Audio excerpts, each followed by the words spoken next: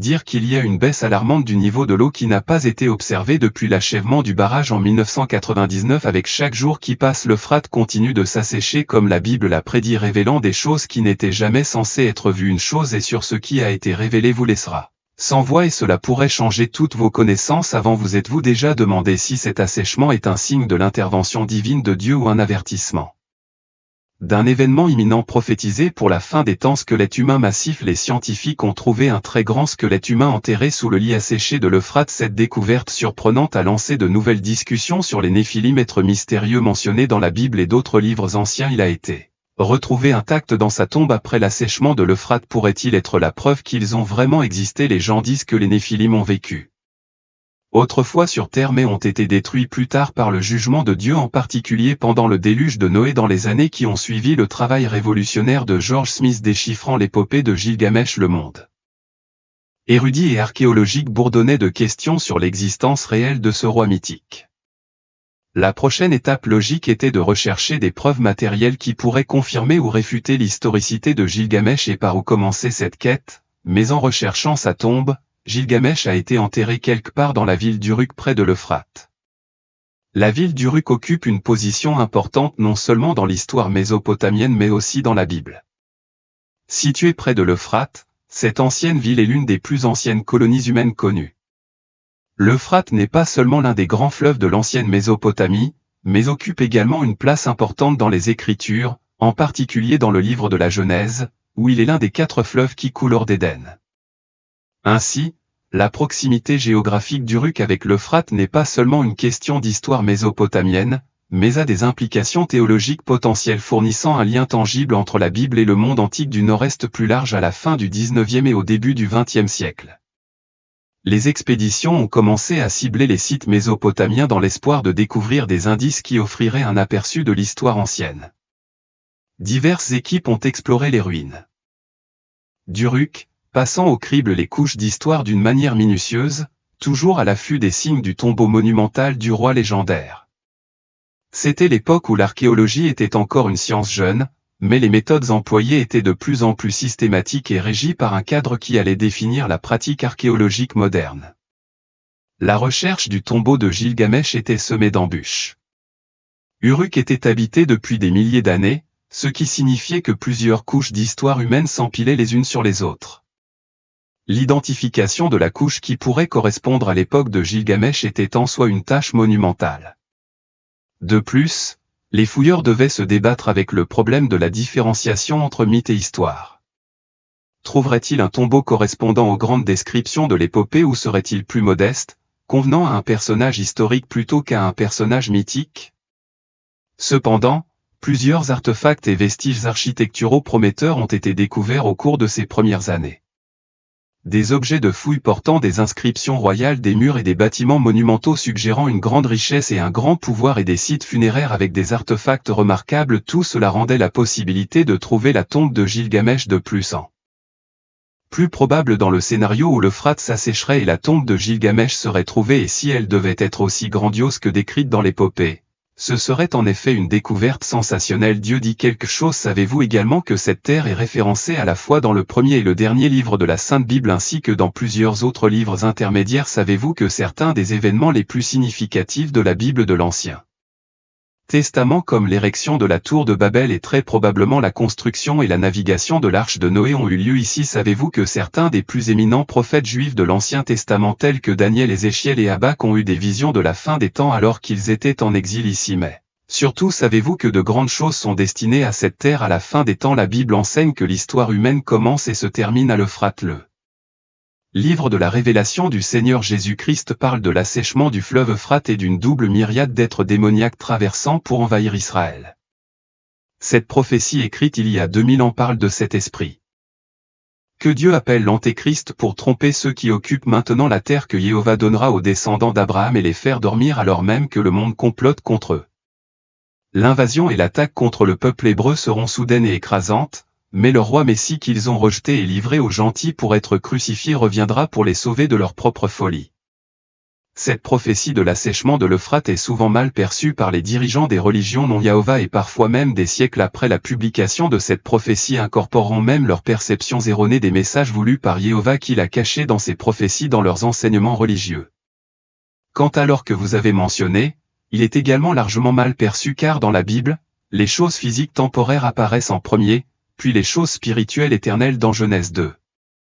Par conséquent, nous devons comprendre que, parce que seules les choses éternelles comptent, l'Esprit du Christ révèle que les eaux qui coulent à travers et autour de ce que nous appelons le Jardin d'Éden sont propres, fraîches et rafraîchissantes, ce qui signifie que la parole de Dieu qui s'est faite chair et a habité parmi les hommes est pure et sans tache, car tandis que le fleuve Euphrate représente le lieu de stockage des 4 anges menteurs des faux enseignements, la représentation physique de la nature spirituelle et du caractère de Jésus-Christ et de l'or éprouvé dans les feux de la grande tribulation, cela pourrait impliquer une période où l'eau de l'Euphrate sera très précieuse comme l'or. Métaphoriquement, les revenus à tirer des barrages sur l'Euphrate pourraient être indiqués par le mot or, en plus des grandes zones d'or et de pétrole à trouver sous terre après que l'eau de l'Euphrate soit drainée, cela pourrait être indiqué en plus. Il est possible de trouver de tels éléments précieux après l'affaissement du sol. Il ne fait aucun doute qu'un danger potentiel comme la dynamite existe dans cette région du monde islamique. Ce ne sont pas des choses qui se sont produites jusqu'à présent mais des incidents qui se produiront dans le futur. Il convient également de noter que quelle que soit l'étoile des rois de l'Est, ils sont considérés comme une force redoutable dans la fin des temps et feront partie des batailles finales qui auront lieu avant le retour de Jésus. Quoi qu'il en soit, cette armée massive devra traverser l'Euphrate en route vers la vallée d'Armageddon. L'assèchement de l'Euphrate est un accomplissement clair de la prophétie biblique et un signe que nous devons être prêts pour le retour de Jésus comme indiqué dans Matthieu 24h44. C'est pourquoi, vous aussi, soyez prêts, car le Fils de l'homme viendra à l'heure à laquelle vous ne vous y attendrez pas. L'Euphrate est un fleuve d'eau, mais ce n'est pas n'importe quel fleuve, c'est l'un des fleuves du Jardin d'Éden où les plantes, y compris l'arbre de vie, sont arrosées. L'eau est souvent utilisée dans les Écritures comme un symbole de la vie spirituelle et la parole de Dieu est souvent appelée l'eau de vie, d'où l'assèchement de l'eau du grand fleuve Euphrate qui doit être compris en termes de direction de la spiritualité dans les affaires humaines, mais au lieu du Fils de l'homme apparaissant dans les nuages comme dans les évangiles pendant cette période de ténèbres spirituelles, l'Apocalypse fait uniquement allusion à la voix des rois de l'Est en préparation. Le but de la venue des rois de l'Est ne serait-il pas de remplir le fleuve de spiritualité asséché? Il est juste de dire que certains voient la fin des temps comme un puzzle où le nom du jeu est d'identifier les événements et les événements mondiaux qui constituent une autre pièce du puzzle.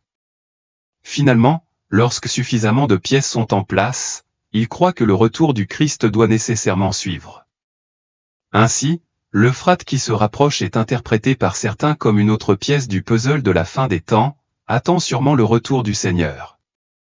Cela peut sembler une conclusion juste, mais l'écriture en question a un contexte très spécifique que personne ne suggère d'appliquer. Aujourd'hui, l'événement décrit dans Apocalypse 16 se produit à la fin de la longue période de tribulation. Il ne s'agit pas d'un jugement environnemental sur la terre, mais plutôt d'un précurseur nécessaire à la bataille décisive contre le Seigneur en Israël. HCK Seuls les gens du monde entier ont toujours été fascinés par les anciennes civilisations qui ont prospéré en Mésopotamie, la terre entre les fleuves Tigre et Euphrate. La Mésopotamie, également connue comme le berceau de la civilisation, est une région habitée depuis des milliers d'années et possède un riche patrimoine culturel et historique. L'une des caractéristiques les plus importantes de cette région est le fleuve Euphrate, qui a joué un rôle essentiel dans le développement de la civilisation mésopotamienne. L'une des découvertes les plus importantes faites en raison de l'assèchement du fleuve Euphrate est l'ancienne ville de Dura Europo. Cette ville qui a été fondée au IIIe siècle avant JC était un centre majeur de la culture hellénique et fut plus tard occupée par les Parthes et les Romains. La ville fut abandonnée au IIIe siècle après JC et fut plus tard ensevelie sous le sable et le limon du fleuve. La rivière s'est asséchée. La ville a été révélée et les archéologues ont pu découvrir de nombreux trésors. La rivière asséchée a également révélé un ancien tunnel qui mène au sous-sol avec une structure de bâtiment très parfaite et même des escaliers qui sont soigneusement disposés et sont toujours intacts à ce jour. Le château de HC a été creusé dans la montagne le long de l'Euphrate. Il a été submergé par l'eau en 1974 lorsqu'un barrage a commencé à retenir l'eau. Le château a plusieurs pièces Reliées par de longues galeries étroites, les pièces ont été creusées dans le substrat rocheux au plus profond du lac du barrage de Caban et des échappatoires ont été ajoutées pour laisser entrer la lumière du soleil et l'air. Elles étaient également utiles pour surveiller les ennemis potentiels. Les niveaux d'eau des barrages sont tombés à des niveaux records dans tout le pays en raison d'un manque de précipitations cette année que le gouvernement turc a qualifié de catastrophique. L'émergence de ce trésor caché est un petit avantage de ces conditions par ailleurs difficiles. Une grande partie du pays s'est battue contre un énorme trésor.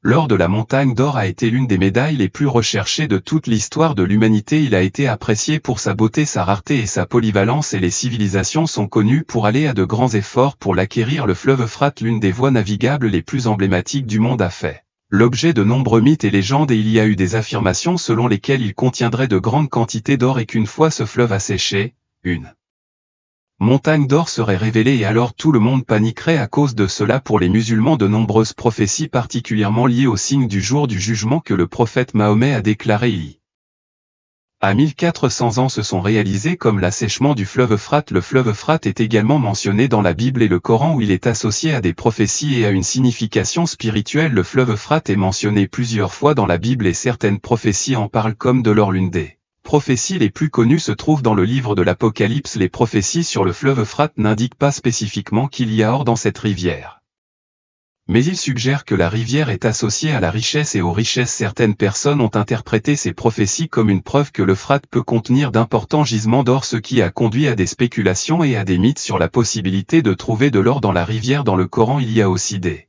références à l'Euphrate. Des informations sur l'assèchement progressif de la rivière attirent mon attention et me font penser à ces hadiths. Le prophète Mahomet a dit que l'or ne viendra pas avant que la rivière ne s'assèche pour dévoiler la montagne d'or pour laquelle les gens se battront. 99 sur 100 mourront dans les combats et chaque homme parmi eux dira peut-être que je serai le seul à rester en vie. Bientôt le fleuve Euphrate dévoilera le trésor, la montagne d'or, donc quiconque sera présent à ce moment-là ne devrait rien lui prendre. Donc les gens prétendent que des montagnes d'or ont été découvertes dans l'Euphrate en Irak, ce qui prouve que les prophéties coraniques et bibliques sont vraies. Selon la prophétie, des montagnes d'or avec de grandes quantités d'or seront trouvées, provoquant l'avidité des hommes de se battre à mort pour cela. Mais l'or est maudit et personne n'en tirera rien, tous mourront en se battant pour l'or.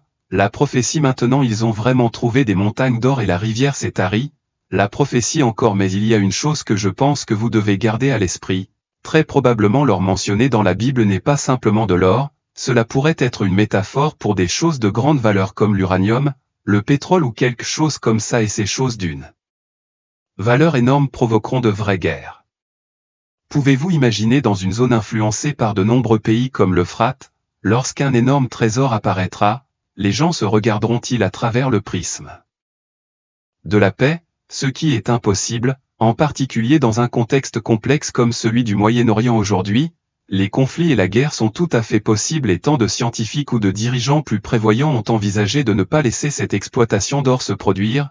La rivière est sur le point de s'assécher, ce qui doit apparaître apparaît progressivement, par conséquent, ils doivent penser à un ou plusieurs plans pour arrêter rapidement la situation de conflit qui montre des signes de s'aggraver. Si la montagne d'or apparaît, que se passerait-il si la zone était déclarée site du patrimoine mondial et l'exploitation minière de l'or interdite avec des pénalités et des sanctions sévères imposées à ceux qui exploitent, récoltent ou possèdent de l'or? Est-il possible de distinguer cet or des autres sources, pays ou régions? Si l'or reste dans le lit de la rivière, contaminerait-il l'eau, la vie marine ou l'écosystème local lorsque l'eau traverse divers barrages?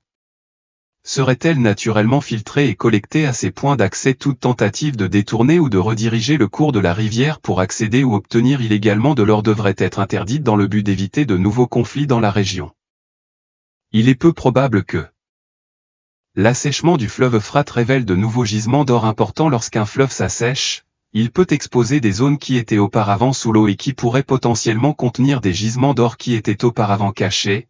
Mais cela ne signifie pas nécessairement que de nouveaux gisements d'or importants seraient découverts. Les gisements d'or se trouvent généralement dans des zones où il y a eu une activité géologique telle que le mouvement des plaques tectoniques ou une activité volcanique, et l'emplacement de ces gisements est déterminé par un ensemble complexe de facteurs tels que la présence de certains minéraux, la température et la pression, alors que le fleuve Euphrate peut avoir transporté de petites quantités de gisements d'or en aval. Dans le passé, il est peu probable que des dépôts importants se soient accumulés dans le lit de la rivière en raison des niveaux relativement faibles d'érosion et de sédimentation dans la région. Par conséquent, tout or qui pourrait être présent dans le lit de la rivière est susceptible d'être en petite quantité et l'assèchement de la rivière n'est pas susceptible de révéler de nouveaux gisements importants. Il est également important de noter que l'assèchement de l'Euphrate aurait des impacts environnementaux et sociaux importants, car le fleuve est une source importante d'eau et de moyens de subsistance pour des millions de personnes dans la région. Toute tentative d'extraction d'or du lit de la rivière pourrait également avoir des impacts environnementaux et sociaux négatifs et devrait être abordée avec prudence et sensibilité. Les anges lorsque la 6e trompette sonne dans l'Apocalypse, Saint Jean vu dans la marge de droite entend une voix de l'autel d'or l'illuminateur a identifié la voix comme celle des seigneurs en incluant le bas d'un mandala avec les pieds du Seigneur reposant sur un globe. La voix dit à l'ange avec la trompette de libérer les 4 anges qui avaient été liés dans le fleuve Euphrate. Dans la miniature, ces 4 anges vengeurs sortent du fleuve avec leurs armes prêts à accomplir leur mission de tuer un tiers des personnes sur terre. Et quand le fleuve s'assèche, comment cette histoire se déroulera? Nous savons que ce sont des êtres démoniaques parce qu'ils sont décrits comme des démons liés, sont des anges de Phalon dont beaucoup sont liés dans des chaînes de ténèbres sombres. Les bons anges de Dieu ne sont pas liés mais sont libres comme le sont certains anges ou démons de Satan. Éphésiens 6h12 nous dit que nous ne luttons pas contre la chair et le sang mais contre les dirigeants, contre les autorités, contre les pouvoirs cosmiques sur cette obscurité présente, contre les forces spirituelles du mal dans les lieux célestes. La région de l'Euphrate où ces 4 anges sont liés à une relation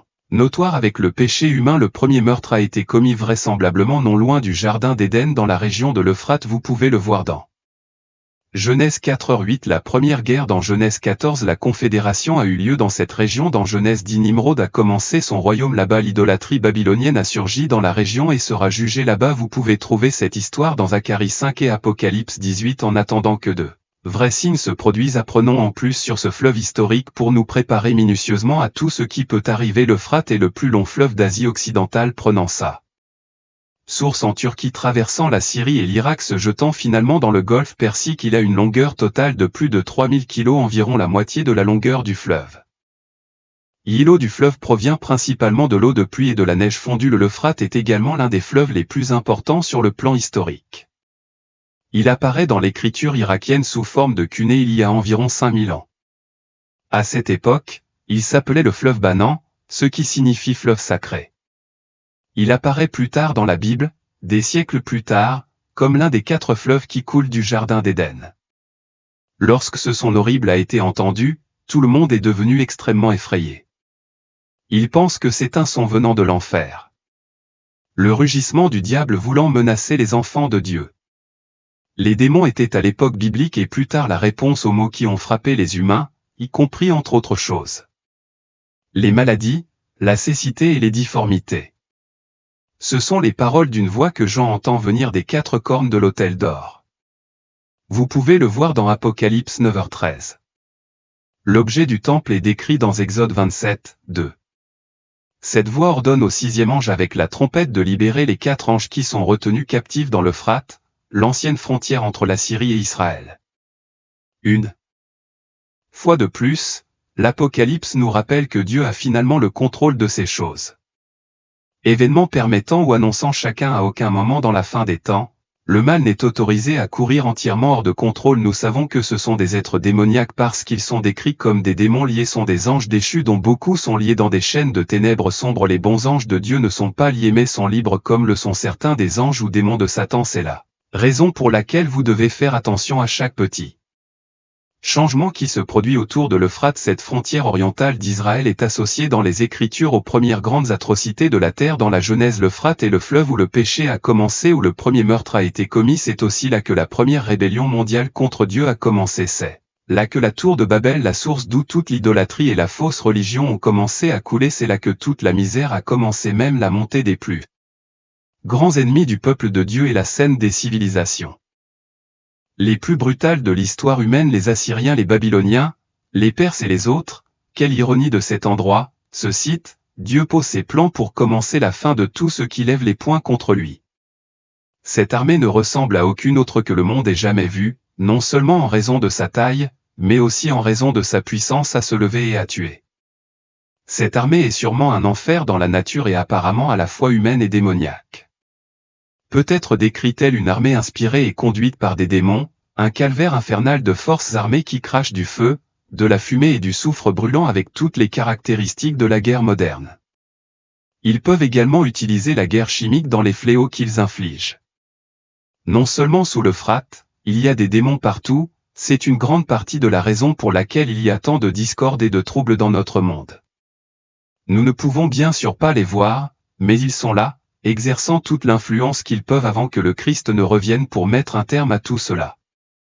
Une autre perspective, à laquelle vous pouvez vous référer en plus de croire que le son venant d'en dessous de l'Euphrate est la voix du diable. Quelqu'un peut-il croire que si les sons sont authentiques? Il est possible que nous entendions deux plaques glisser l'une contre l'autre, un précurseur d'un tremblement de terre, ou supposons qu'il pourrait tout aussi bien s'expliquer par des gaz naturels s'échappant par des crevasses et provoquant ce hurlement. Peu importe la façon dont vous expliquez l'origine de ce son, on ne peut nier qu'il est entouré de nombreuses croyances spirituelles qui vous font peur et vous rendent vigilants pour l'accepter.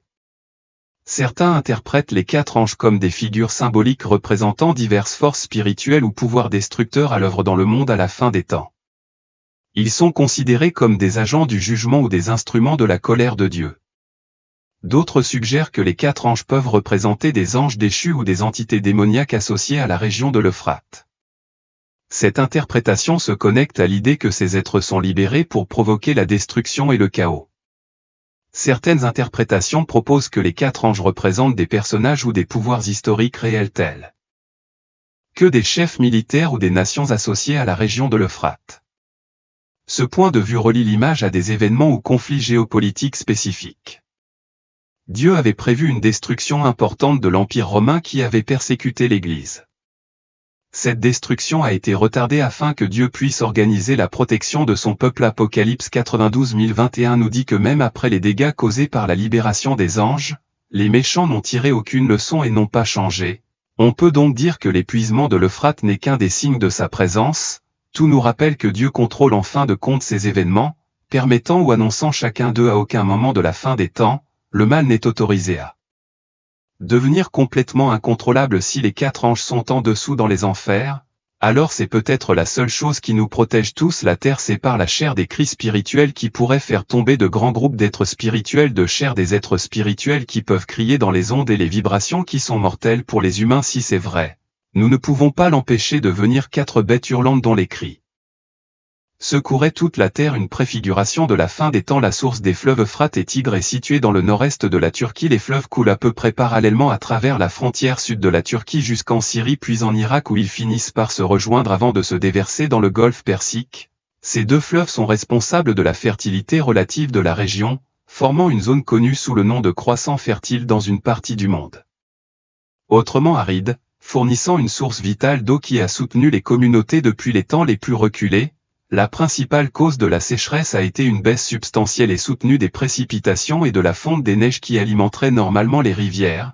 Ce problème lié au climat a été grandement exacerbé par une extraction excessive et une mauvaise gestion de l'eau, comme c'est le cas pour de nombreux grands fleuves du monde. L'Euphrate a été damné à divers points de son cours, avec des impacts négatifs conséquents sur ceux qui dépendent de ces eaux plus en aval, ce qui a inévitablement conduit à des tensions régionales similaires à celles que l'on observe aujourd'hui entre les pays sur d'autres fleuves transnationaux tels que le Nil et le Méon. La première mention de l'Euphrate dans les Écritures se trouve dans la Genèse, où les fleuves sont répertoriés comme ceux qui coulaient du jardin d'Éden. Une prophétie sur l'assèchement de l'Euphrate se trouve dans Jérémie 5038 qui, selon les érudits bibliques, s'est accomplie lorsque le roi perse Cyrus a conquis Babylone en 539 avenue Jésus-Christ. Une référence spécifique à l'assèchement de l'Euphrate se retrouve à nouveau dans l'Apocalypse. C'est cette dernière prophétie qui a provoqué une agitation particulière car elle se rapporte directement aux prophéties de la fin des temps. Il est juste de dire que certains voient la fin des temps comme un puzzle où le nom du jeu est d'identifier les événements et les événements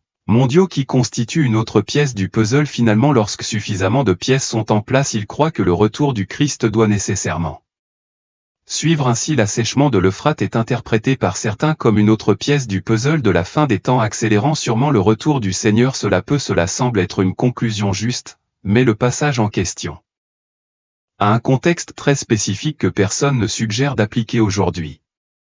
L'événement décrit dans Apocalypse 16 se produit à la fin de la longue période de tribulation.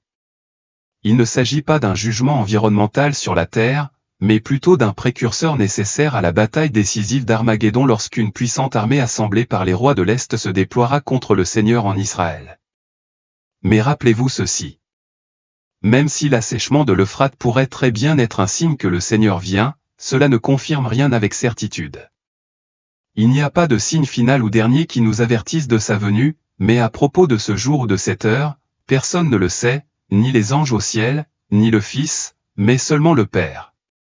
Cela signifie qu'il viendra à la fin. À tout moment, Jésus peut revenir et nous devons tous nous préparer et attendre patiemment que ce moment arrive, mais les jugements de Dieu viennent comme un voleur. L'Euphrate s'assèche, que ce soit pour des causes naturelles ou politiques, cela fait peu de différence.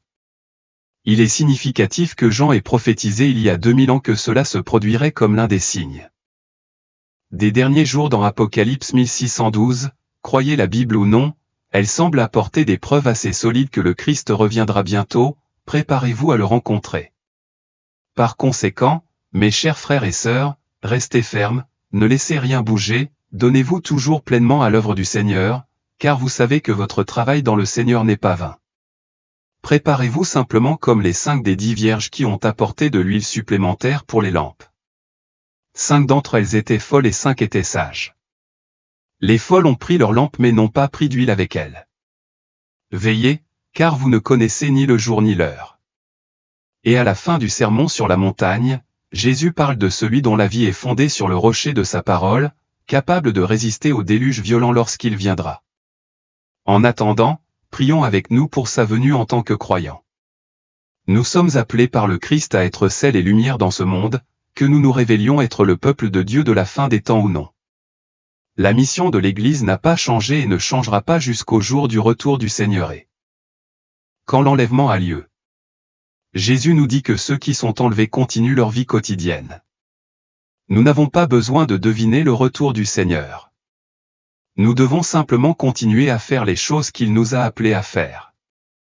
Mais avant que le Seigneur ne vienne vraiment, l'humanité devra traverser une période d'épreuve lorsque le fleuve s'asséchera et que ce qui s'est passé se produira.